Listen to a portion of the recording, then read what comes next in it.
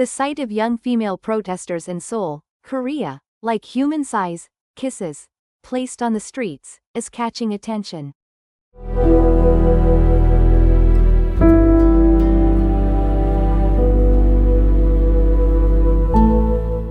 These are women who have occupied the road in front of the presidential residence, demanding immediate arrest, as President Yoon Suk-yeol continues to resist arrest warrants and holds out in his residence.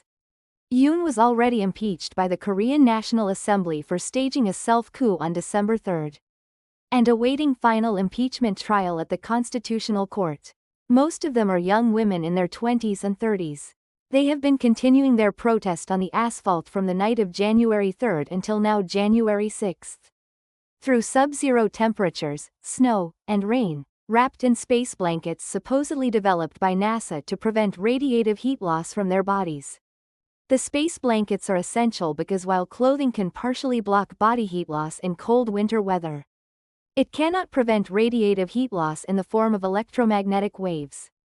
Why are these women so strong? There are two main explanations. First, with the recent significant advancement of women's rights in Korea, women now dominate the entry-level positions in almost all sectors of society. Young women, unlike older women, find it particularly terrifying that the president staged a self-coup and pointed guns at citizens. This explanation suggests that women's unique sensitivity to safety has led to strongest resistance against the president and military who pointed guns at citizens. The second point is that despite the advancement of women's rights, men still clearly dominate the upper echelons of Korean society. As a minority group as a whole that faces oppression, women feel comradeship with other marginalized groups like the opposition party, farmers, and laborers, which has led them to actively participate in the uprising of the underprivileged following the December 3 self-coup. This movement of young women is evident in the fact that the proportion of women in their 20s and 30s participating in street protests is significantly higher than their male counterparts.